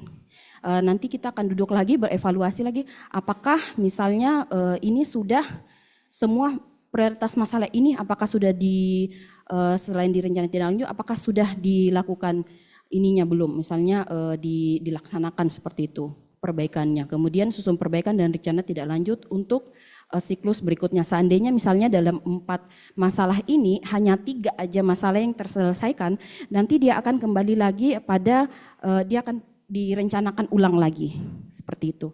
Next Mbak. Oke. Oh iya. Iya. Kemudian di 8 posyandu ini ada 3 siklus ya, ada 3 siklus supervisi, itu ada supervisi awal, tengah dan tahun. Kami sudah melaksanakan yang awal pada bulan Februari, kemudian nanti tengah pada bulan Agustus dan tahunan pada bulan Februari. Ya tadi metodenya dengan cara diskusi ya, seperti itu. Kemudian kita penyegaran dan kita dokumentasikan hasilnya. Next Mbak. Karena saya sudah Mbak Ika, jadi saya cepat-cepat juga ini. Ya, oke. Apa saja sih yang diobservasi pada kegiatan posyandu itu supervisi suportif itu ada 54 pertanyaan di mana tentang keterampilan kader, kemudian sarana prasarana dan kemampuan kader dalam melakukan pencatatan. Dan hasilnya yaitu sejak kita lakukan baru supervisi awal ini, kita mendapatkan baru 50% posyandu yang memiliki kader aktif. Jadi kurang dari 80%. Kemudian yang melakukan kunjungan juga kurang dari 80%, dan semua kan 100% ini sebenarnya harus semua dilakukan targetnya 100%, tapi belum mencapai semua untuk semua kampung. Next. Oke. Ini dampaknya ya, saya pikir dampaknya sangat baik karena untuk memperkuat kader dan meningkatkan kualitas layanan. Jadi kader itu ya, jadi otomatis peningkatan keterampilannya jelas. Kemudian koordinasi izin begini, koordinasi antara puskesmas. Jadi ada kita prioritaskan masalah sasarannya yang datang ke posyandu itu anak remajanya sedikit sekali, sedangkan harusnya kalau bisa setengahnya lah. Jangan sampai misalnya sasarannya 70, ternyata yang datang cuma 20. Nah, ini gimana? Jadi kita koordinasi ke puskesmas. Jadi puskesmas itu buatkan surat. Surat itu untuk gurunya. Jadi kita kerjasama dengan gurunya sekolah bagaimana supaya mereka juga ikut bertanggung jawab bahwa murid-muridnya ini harus ikut posyandu layanan remaja gitu. Jadi itu salah satu contoh koordinasi. Kemudian ini juga ya jelas karena mendorong keterlibatan aktif kader. Ya. Next, Mbak.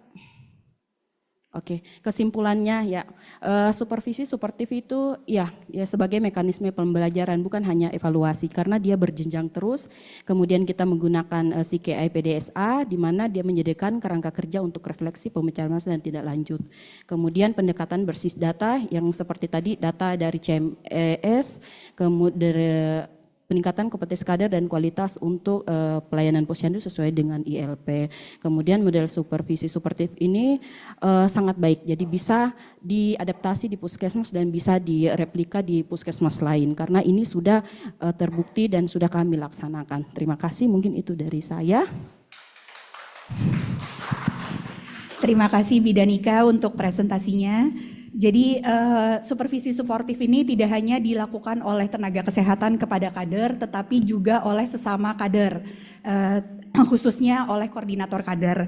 Jadi untuk sesi berikutnya saya akan memanggil kembali Ibu Titin Yunita, koordinator kader dari Posyandu Teratai 5 dari Puskesmas Jemur Sari, Kota Surabaya. Jadi beliau akan menyampaikan presentasi berjudul Supervisi Suportif untuk Perbaikan Mutu Berkelanjutan dengan pendekatan PDSA tadi dan peran posyandu sebagai pusat pembelajaran. Silakan Bu Titin.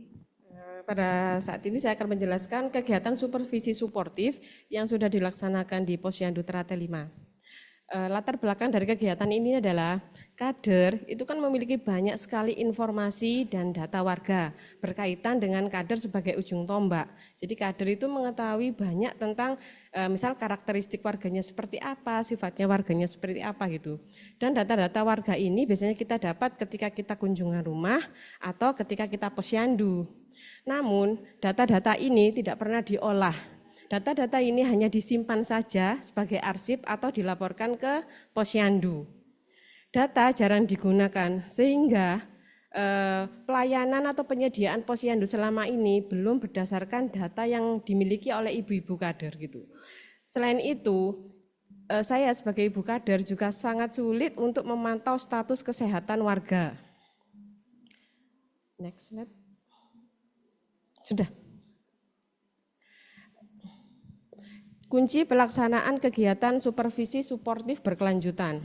Jadi, proses kegiatan ini dilakukan secara terstruktur dan interaktif. Maksudnya, terstruktur yaitu setiap tahapan yaitu plan, do, study, dan act itu memiliki alur yang jelas untuk memastikan bahwa pelaksanaan perbaikan dilakukan secara tertata dan konsisten.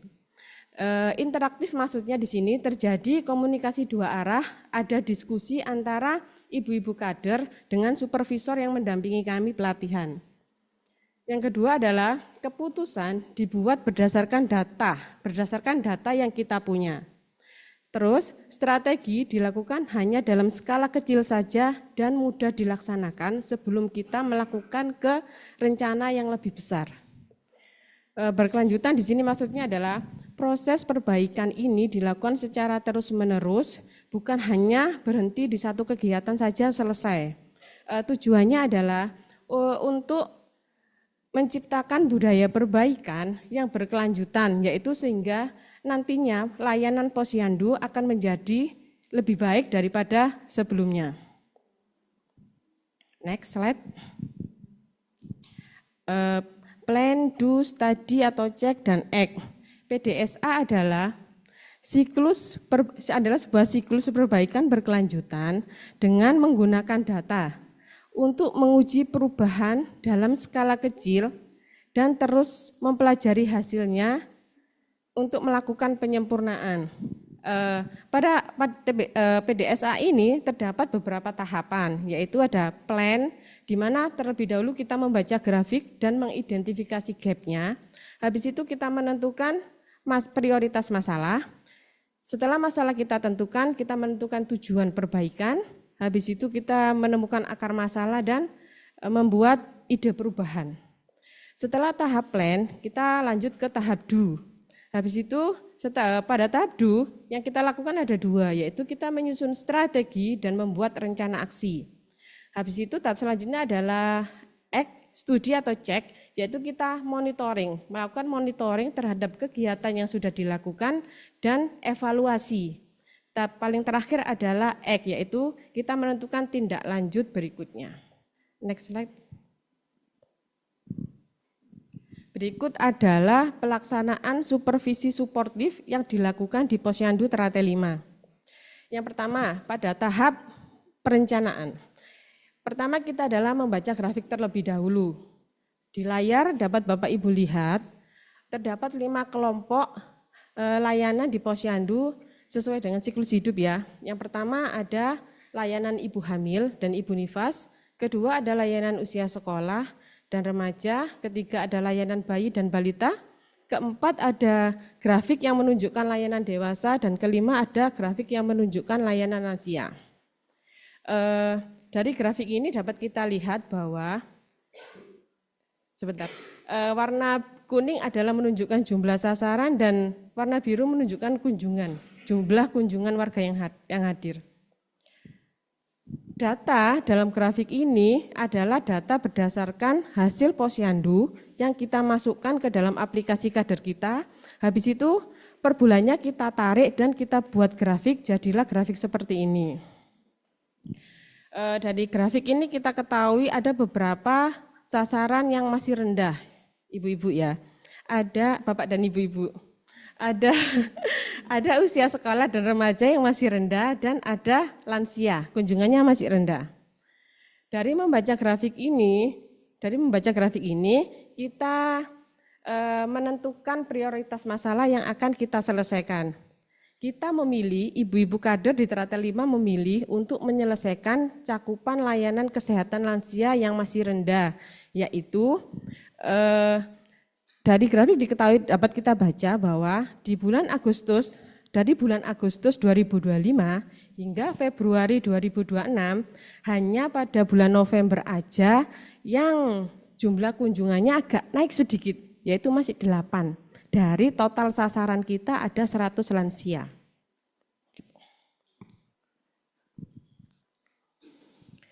Tahap selanjutnya setelah menentukan masalah adalah menentukan tujuan perubahan. Pada metode PDSA ini, tujuan perubahan dapat disusun dengan menggunakan metode SMART, yaitu S-nya adalah spesifik. Kita hanya memilih lansia, tidak semua siklus hidup. Hanya lansia saja yang ingin diselesaikan. M-nya adalah measurable, yaitu tujuan harus dapat diukur. Kita di Teratai 5 sepakat hanya 50 lansia saja yang akan kita selesaikan gitu, hanya 50 target saja gitu. Alat ukur yang kita gunakan untuk menentukan targetnya adalah aplikasi kader kita. Yang berikutnya adalah A-nya achievable, yaitu realistis. di mana di Trate 5 realistis ya, dan harus sesuai dengan sumber daya yang ada di posyandu saya. Jadi di posyandu saya itu ada 12 kader. Dengan target 50, jadi per satu kader nanti akan mendapatkan targetnya 4-5 lansia saja. Relevan yaitu tujuan harus relevan dengan masalah yang ingin diselesaikan. Lansia merupakan salah satu kelompok sasaran dalam siklus hidup dalam ILP, dan lansia ini masuk dalam layanan posyandu. Time bond adalah batas waktu. Kesepakatan kita waktu itu supervisi ini atau perbaikan ini akan kita selesaikan selama 3 bulan saja, yaitu dari bulan Maret, April sampai dengan bulan Mei. Setelah kita berdasarkan pendekatan SMART ini, dapat kita tarik bahwa tujuan perubahan kita adalah meningkatkan cakupan layanan lansia sebanyak 50 orang sampai dengan bulan Mei 2026. Kemudian setelah tujuan perubahan kita tentukan, selanjutnya adalah menentukan akar masalah. Dari grafik kan di atas tadi, mengapa cakupan lansia rendah? Ada beberapa hal. Cakupan lansia ini juga merupakan dari masukan dari ibu-ibu kader. Ibu-ibu kader itu bilang bahwa lansia itu begini, sehingga dia itu malas datang ke posyandu. Alasannya adalah 1, bisa jadi karena jalan jauh menuju lokasi posyandu. Yang kedua, malas. Yang ketiga, merasa sehat, sehingga mereka tidak perlu merasa ada pengecekan dan lain sebagainya. Yang keempat adalah kurang sadar terhadap kesehatan, dan kelima, takut dengan hasil kesehatan. Yang nomor 6, sudah cek kesehatan di fasilitas lain. Ini biasanya untuk lansia-lansia yang sudah rutin datang ke rumah sakit ya ibu-ibu dan bapak-bapak. Yang ke nomor 7, tidak ada apresiasi, dan nomor 8 adalah kunjungan rumah belum maksimal. Dari poin 1 sampai 5 dapat kita tarik bahwa mengapa cakupan lansia rendah, karena pengetahuan lansia tentang pentingnya kesehatan itu masih kurang. Mengapa pengetahuan lansia tentang kesehatan masih kurang? Karena lansia tidak ada yang memberitahu dan tidak mencari tahu adanya layanan kesehatan lansia. Slide selanjutnya. Kemudian kita tahap terakhir di tahap perencanaan adalah membuat ide perubahan. Apa yang kita lakukan, ide perubahan ini harus menjawab dari tujuan yang sudah kita buat. Jadi ide perubahan yang kita buat adalah yang pertama, melakukan kunjungan rumah proaktif, yaitu mengunjungi lansia yang sulit menjangkau ke posyandu, sekaligus kunjungan rumah ini kita gunakan untuk sarana edukasi dan memberikan undangan langsung. Undangan ini akan kita seperti leaflet gitu, akan kita buat menjadi leaflet yang akan kita berikan saat kunjungan rumah. Yang ketiga adalah pemberian apresiasi atau reward bagi lansia yang rutin datang ke posyandu sebagai bentuk penghargaan selama ini. Yang tahap kedua adalah do. Pada tahap do yang kita lakukan adalah mengembangkan strategi, yaitu menyusun rencana. Yang pertama, catatan semua ide kader. Ini adalah catatan semua ide kader di posyandu Trate 5. Pertama, strategi yang kita lakukan yaitu kita input data warga sesuai KK di aplikasi kader kita. Kunjungan rumah ini akan sesuai dengan mapping wilayah kader masing-masing. Jadi setiap kader di Surabaya memiliki mapping wilayah masing-masing sesuai dengan ASW-nya, yaitu aplikasi Sayang Warga. Aplikasi Sayang Warga ini adalah aplikasi milik Pemkot Surabaya. Jadi setiap kader itu sudah di-tagging di kelurahan, setiap kader memiliki wilayah masing-masing, biasanya kurang lebih 20 KK. Yang kedua adalah sampaikan hasil screening. Jadi ketika melakukan kunjungan rumah, kita juga melakukan screening dengan menggunakan aplikasi kader kita tadi. Hasil dari screening ini, survei kesehatan ini kita sampaikan ke lansia saat kunjungan rumah. Untuk hasil status kuning atau merah akan kita rujuk ke fasilitas kesehatan. Jadi yang hasilnya kuning, dari hasil screening tadi kuning atau merah, akan kita sarankan untuk datang ke fasilitas kesehatan menemui tenaga kesehatan. Bisa ke posyandu, ke pustu, ke puskesmas, atau klinik swasta. Terus kita akan menggunakan leaflet sebagai media informasi dan undangan ke posyandu. Dan terakhir adalah kita akan memberikan reward bagi lansia yang datang ke posyandu. Jadi seperti yang Kak Irma tadi bilang, Kader Surabaya memang sudah mendapatkan fee dari Pemkot Surabaya.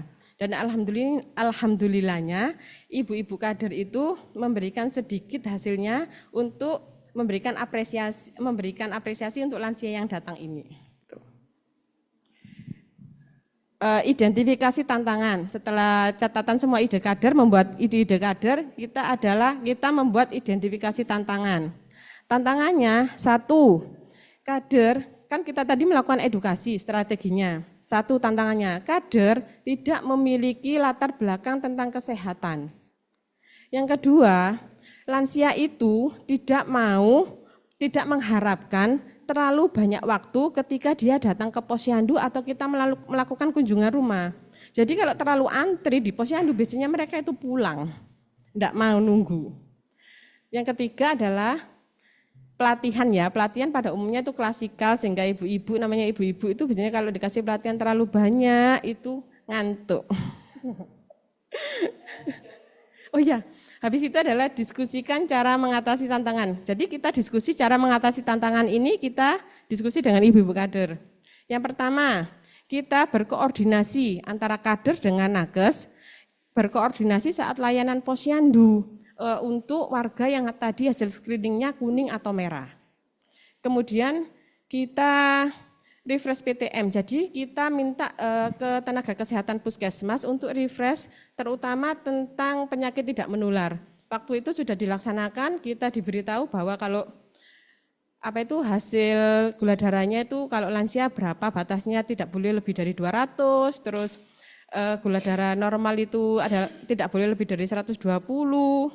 Yang puasa, yang acak tidak boleh dari 200, terus tensi darah tidak boleh dari 130/80 dan sebagainya. Jadi kita waktu itu refresh pengetahuan ini dengan telepon ke nakes. Karena kita waktu itu lupa ibu-ibu. Seharusnya kan kita harus melakukan ini, tapi kita lupa. Jadi kita telepon ke nakes untuk refresh materi PTM terutama tentang hipertensi dan gula darah. Habis itu kita minta pelatihan komunikasi, seperti saya ini ya, saya kan enggak bisa ngomong di depan banyak orang. Jadi kita minta pelatihan komunikasi ke puskesmas untuk cara belajar komunikasi di depan banyak orang kayak gini. Jadi kita juga takut ketika mau menyampaikan hasil screening ke lansia itu takut salah juga gitu. Meskipun sudah ada merah, kuning, dan hijau dari hasil screening aplikasi tadi, tapi kan kita juga butuh pelatihan gitu loh. Yang terakhir adalah ya ini, usulkan ke puskesmas tentang adanya pelatihan interaktif dan bertahap. Next slide.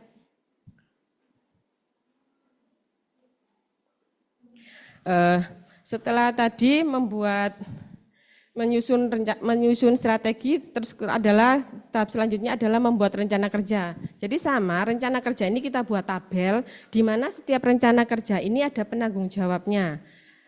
Yang pertama adalah penguatan materi PTM pada lansia, itu kita minta refresh ke nakes tadi, dan akan saya sebagai penanggung jawabnya menyampaikan hasil dari refresh itu ke ibu-ibu kader. Terus habis itu diskusi bersama nakes terkait capaian status kesehatan berdasarkan CMS. Diskusi ini sebenarnya dilakukan oleh Ibu Nila, cuma waktu itu kita diskusinya itu hanya berdasarkan capaian umum yang ada di dalam posyandu. Saya lupa kalau diskusinya itu harus berdasarkan CMS. Gitu. Jadi kita ambil rata-rata bahwa capaiannya yang tertinggi itu penyakit rata-rata pada lansia adalah hipertensi dan diabetes. Kemudian yang selanjutnya adalah menentukan target kunjungan rumah lansia untuk tiap kader dan mapping lansia. Jadi Seperti yang saya katakan di awal tadi, mapping lansia yang kita lakukan adalah berdasarkan ASW yang kita miliki. Kemudian membuat leaflet undangan. Leaflet undangan ini dibuat oleh Ibu Iim, selanjutnya menyiapkan reward sebagai kelanjutan dari kunjungan rumah, meminta pelatihan komunikasi ke puskesmas, habis itu melakukan kunjungan rumah dan penyampaian edukasi oleh semua kader. Penanggung jawabnya adalah Ibu Fani. Sebelum di tengah-tengah rencana kerja ini kita ada evaluasi pertengahan. Waktu itu adalah beberapa lansia meskipun kita kunjungi itu tetap tidak datang ke posyandu. Gitu. Evaluasi pertengahannya itu, terus evaluasi akhir akan dilaksanakan bulan Juli oleh Ibu Reni. Slide berikutnya. Iya, habis itu adalah tahap studi yaitu monitoring dan evaluasi. Data ini berasal dari aplikasi kader kita. Data-data itu kita tarik per bulannya, terus kita buat grafiknya jadi seperti ini Ibu ya. Data ini bisa kita lihat, kita kan mulainya dari tadi saya bilang dari bulan Maret, April, dan Mei. Dari data terlihat bahwa ini adalah layanan posyandu warna kuning, terus kunjungan rumah warna hijau. Jadi total layanan kita adalah dari total layanan posyandu dan kunjungan rumah yang sudah dilakukan oleh ibu-ibu kader. Dari grafik diketahui bahwa dari Maret 2026 yang awalnya total layanan kita adalah 24 menjadi 61 pada bulan Mei 2026. Slide berikutnya.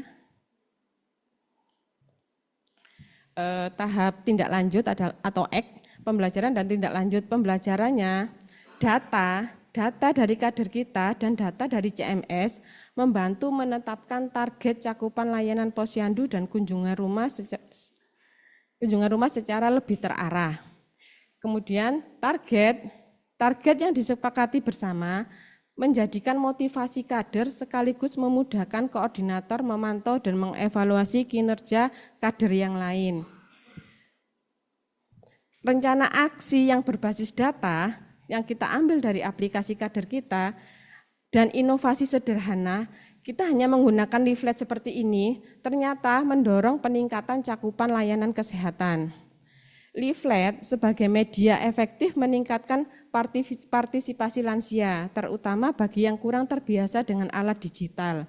Karena selama ini, saya juga tahu baru setelah pelaksanaan PDSA ini, bahwa kan kita selama ini broadcast-nya itu melalui grup WA RT dan grup WA posyandu. Ternyata beberapa lansia itu tidak menggunakan alat digital. Jadi ketika kunjungan rumah kita menggunakan leaflet ini, mereka merasa diundang, diperhatikan gitu. Jadi mereka senang ternyata. Tindak lanjutnya yang akan kita lakukan yaitu melengkapi data warga berbasiskan KK di aplikasi kader kita untuk memastikan sasaran dan cakupan lebih akurat. Yang kedua, kita akan tetap menggunakan leaflet pada kunjungan rumah khususnya bagi lansia beresiko yaitu yang mempunyai status warna kuning dan status warna merah di aplikasi. Terakhir, melanjutkan siklus PDSA untuk menetapkan target berikutnya, menguji perbaikan dan memantau hasil secara berkelanjutan. Terima kasih. Wah, luar biasa sekali ya. Teman-teman dari ujung tombak ternyata presentasi di depan. Tadi katanya gugup kalau public speaking. Presentasi di depan dengan segala grafiknya, dengan segala plan do study act-nya ini saya rasa kalau semua kader bisa seperti ini, sepertinya masa depan layanan primer kita luar biasa sekali ya. Nah ini tuh kita beneran harus meninggalkan ruangan ini jam 3. Ada pertanyaan gak sih? Oh ada, boleh gak dua orang aja tapi yang tunjuk tangan lebih cepat maaf. Ulang lagi dari awal. 2 pertanyaan aja ya maaf karena beneran disuruh keluar. Tunggu dulu. 1, 2, 3. Aduh. Jurinya dari belakang dong boleh gak bantuin aku? Siapa Mbak Irma? Ulang lagi? Oke ya teman-teman, 1, 2, 3. Mbak ini. Maaf ya, nanti abis ini bisa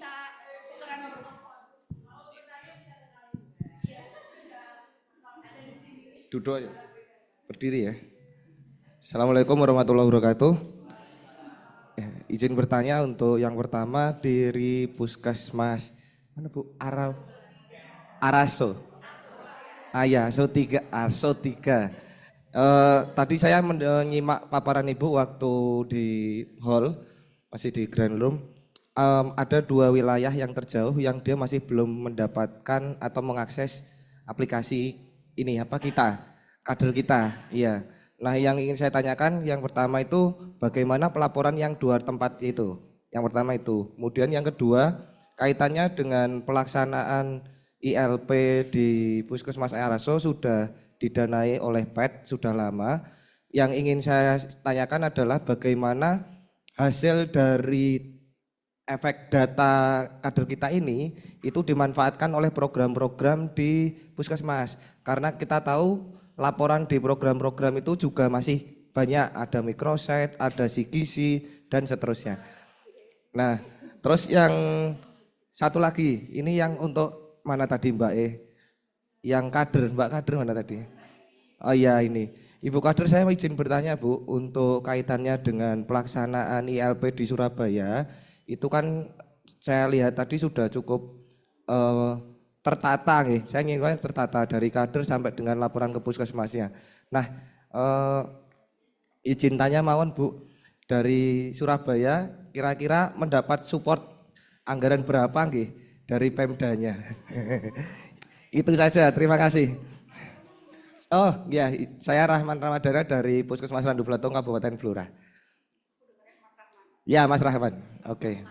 Terima kasih. Ibu boleh agak cepat pertanyaannya tadi? Boleh? Iya. Oh, Nah, Ibu, saya dulu. Tadi yang mendapat siapa sih yang di belakang? Maaf Mbak, nanti abis Izin. ini boleh di luar ya. Sorry banget. Izin bertanya, perkenalkan saya Eni Murwaningsih, Kepala Puskesmas. Kebetulan yang angkat tangan kok dari satu kabupaten. Nanti mungkin mohon ditambahi satu pertanyaan lagi buat peserta, kasihan kalau dirangkum Blora aja.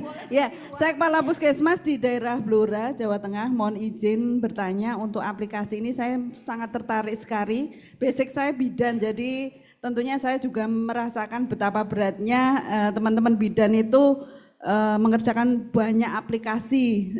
Saya pikir ini bagus ya.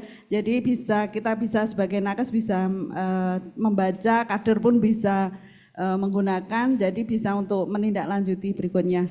Nah, yang saya tanyakan untuk dari sisi aplikasi itu tadi, seandainya itu sudah beda klaster misalnya, sudah pindah klaster itu secara otomatis atau masih manual dipindahkan datanya, itu saja yang untuk dari aplikasi. Terus yang berikutnya saya mohon izin, seandainya saya tertarik ini gimana ya, apa secara penganggaran kalau kita di pemerintahan kan semua butuh perencanaan ya. Jadi tadi saya di belakang menanyakan apakah ada leaflet untuk kami laporan ke dinas atau bagaimana, terus mohon info seandainya ini bagaimana caranya kayak gitu. Jadi mungkin kami bisa menyampaikan ke atasan kami kaitannya dengan kualitas aplikasi ini untuk diterapkan di tempat kami begitu.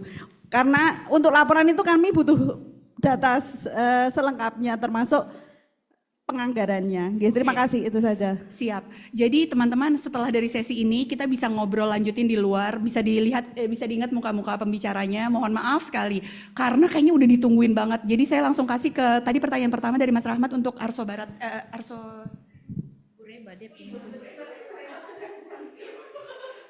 Baik, saya mungkin akan menjawab ya, nggak apa-apa. Ibu izin saya. Oh ya. Jadi tadi bagaimana dengan apa?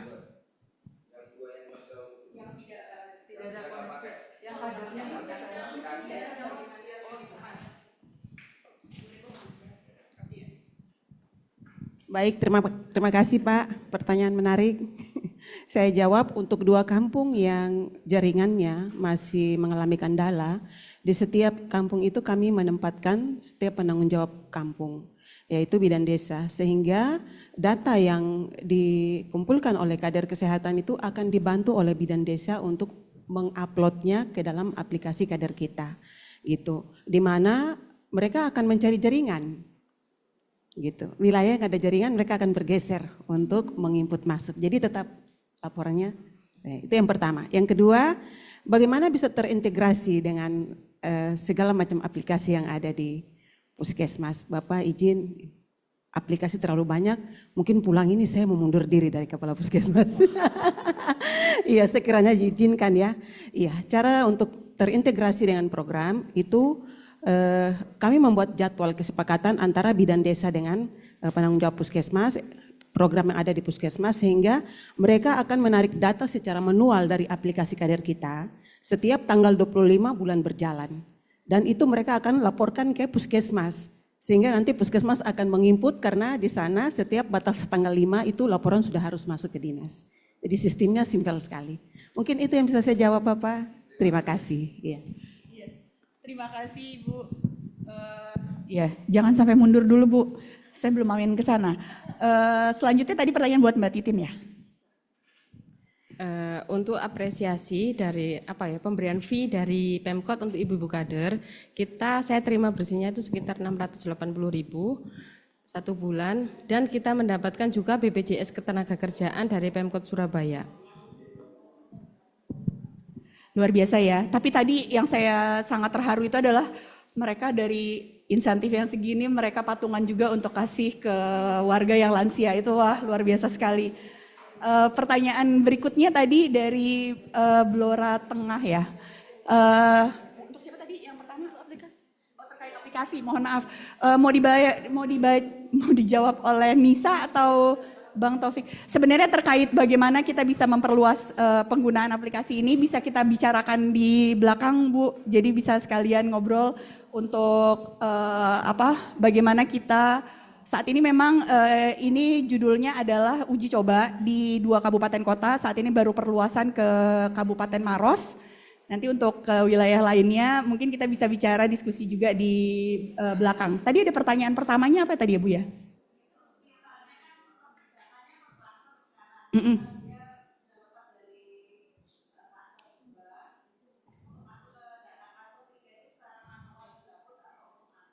Oh,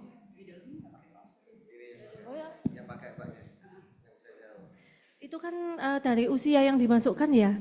Jadi itu kalau misalnya dari dewasa nanti akan jadi lansia. Ini kan dilakukan kan sebenarnya untuk screening sendiri kan 1 tahun sekali. Ya, jadi untuk tahun depannya akan dilakukan lagi kan memasukkan data itu nanti otomatis di mana sesuai umurnya untuk kalau kita mau screening lagi nanti sesuai umurnya dia. Kalau misalnya masuk lansia ya akan lansia gitu. Udah harus pergi ya? Oh iya, ini udah ditungguin, mohon maaf. Jadi saya percepat saja, penutup. Terima kasih banyak kepada para narasumber kita hari ini yang luar biasa dan hebat sekali sudah berbagi pengalaman. Semoga apa yang dikerjakan bisa dilanjutkan dan mungkin bisa digetuk tularkan tadi ke wilayah-wilayah lain juga. Paling tidak semangatnya yang luar biasa. Saya tidak men-summary panjang-panjang karena sudah dipelototin. Atas nama teman-teman dari PATH, saya Fauzia, terima kasih banyak. Assalamualaikum warahmatullahi wabarakatuh.